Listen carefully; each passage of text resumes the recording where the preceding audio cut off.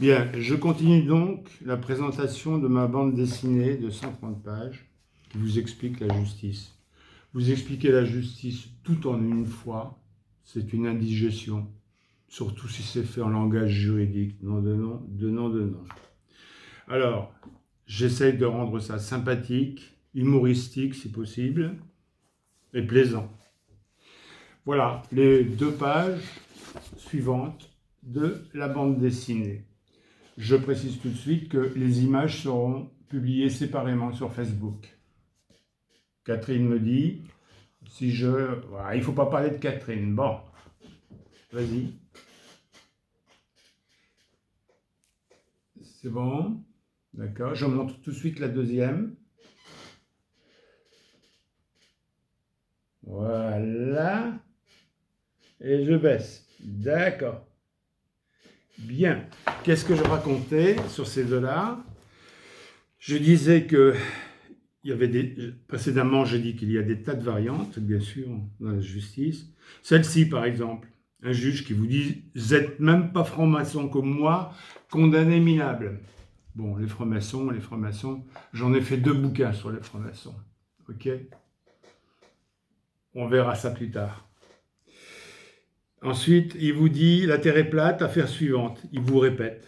Je vous l'ai dit, il s'obstine à mentir, n'insistez pas. Un juge et un menteur ne font qu'une seule et même personne. Je le dis droit dans les yeux, je suis prêt à la répéter, en haut lieu. D'accord? Voilà les 2 autres images. Je vous fais un petit commentaire et ce sera fini. Alors l'autre image est assez touffue. Catherine, tu m'aides là?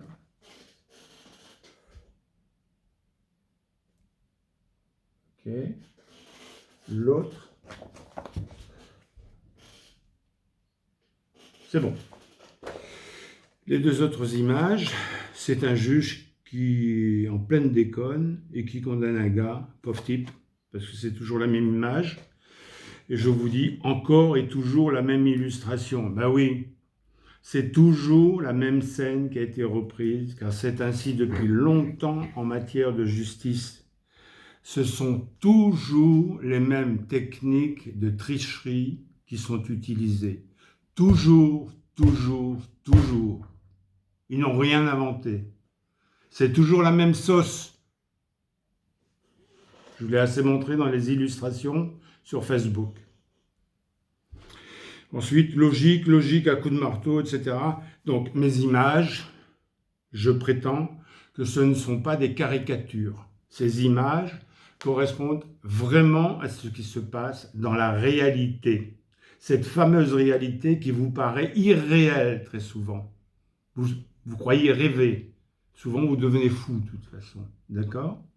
Vous m'avez suffisamment raconté de choses, j'ai vu suffisamment de cas, ils vous rendent fou. Il y a des gens qui n'en reviennent pas. Il y a des gens qui sont malades mentaux pour toujours. J'ai fini pour le bouquin, pour l'instant. Pourquoi?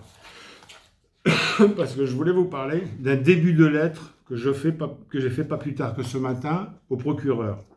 Voilà comment je m'exprime aujourd'hui quand j'écris au procureur. Je vous le montre quand même. Voilà le texte. Lisible? Bon, le texte dit « Monsieur !» point d'exclamation. J'apostrophe, bah ouais. Ne soyez pas surpris, donc j'écris au procureur. Ne soyez pas surpris, il y a un moment déjà que je n'alimente plus le système. 2 points. Plus aucun avocat que je sollicite, aucune formule de politesse et aucune recommandée au plus court. Je lui dis, vous ne répondez pas de toute façon, et notre ministre peut toujours s'échiner, comme il fait en ce moment, à trouver les 60 mesures destinées à réformer la justice. Il n'obtiendra rien, puisque vous pourrissez toutes les affaires. Alors mettre des moyens supplémentaires en place pour que la justice fonctionne mieux, c'est comme pisser dans un violon. Je sais écrire de manière protocolaire, beaucoup d'entre vous le savent. Je sais écrire la technique. Je sais également plonger dans la technique, dans beaucoup de techniques, puisque je suis ingénieur de formation, et je peux triturer tant que vous voulez. J'ai l'esprit cartésien. Je l'ai toujours eu. Il ne me quittera plus. En écriture, je sais faire pleurer, je sais faire rire surtout. C'est ce que je me suis évertué à faire. Donc ne m'en demandez pas plus, je suis en face de gens qui volent, qui mentent, des gens qui vous traitent de malades mentaux et des gens qui vous envoient au cimetière. Et vous voudriez que je manifeste du respect? Non mais oh! Un dernier message si vous voulez, parce que ça bouge beaucoup en ce moment au niveau social. Je m'adresse aux gilets jaunes. Les gars, ne prenez surtout pas un avocat dans votre équipe cette fois-ci. C'est le renard dans le poulailler, d'accord? Surtout pas les gars. Je reviendrai pour vous donner des explications plus détaillées si vous le souhaitez.